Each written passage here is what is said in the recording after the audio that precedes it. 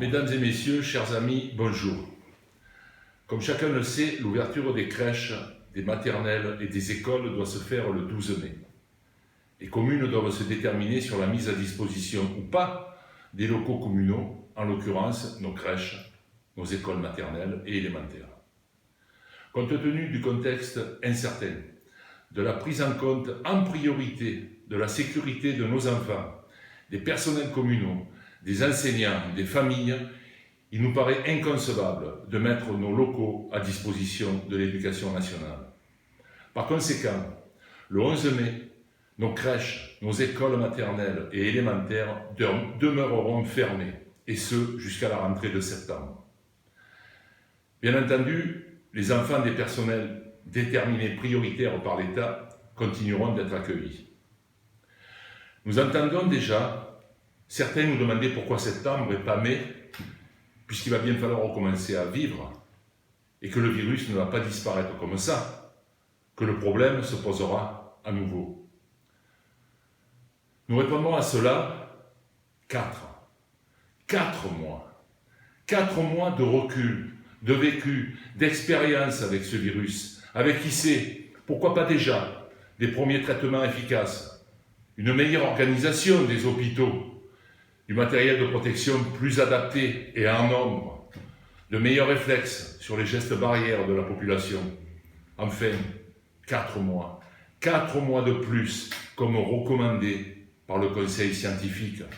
4 mois pour une meilleure visibilité sur des affections d'origine douteuse dont souffrent de plus en plus d'enfants en France comme à l'étranger. Et puis, comment passer sous silence ce que s'accordent à penser et à dire de nombreux professionnels de santé sur la probabilité de ces orages viraux, et ce, dès la fin mai, 2 semaines après l'ouverture des écoles? Non, à notre âme et conscience, nous faisons ce choix.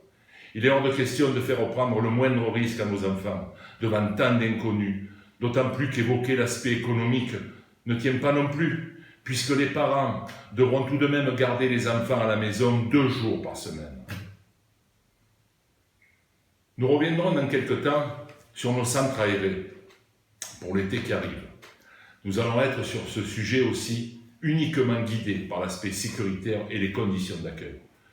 Cela sera beaucoup plus limité en nombre d'enfants, mais nous allons accueillir tous les enfants des personnels prioritaires déterminés par l'État, bien évidemment, et étudier la possibilité d'accueillir par roulement un maximum d'enfants des familles lensonnaises afin d'offrir des temps de répit aux parents. Enfin, je voudrais évoquer la question des masques.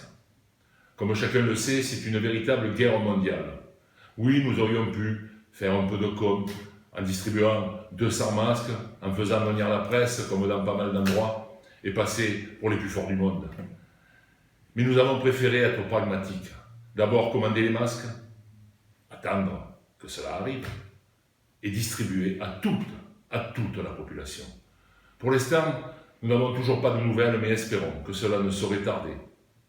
Dans tous les cas, dès cette semaine, 700 masques réutilisables vont être distribués à destination des personnes les plus fragiles d'entre nous. 700 masques confectionnés par des couturières bénévoles. Elles sont plus de 50. Avec l'aide d'agents volontaires de la commune qui travaillent à l'atelier de découpe. Cette fabrication va se poursuivre dans les semaines à venir. Mais nous sommes heureux de voir ce bel élan de solidarité, de générosité. Merci mesdames et messieurs, merci au nom de la municipalité, merci au nom de tous les Lensonnais. Dans l'épreuve que nous vivons actuellement, de telles actions nous font dire qu'on est décidément beaucoup plus forts tous ensemble.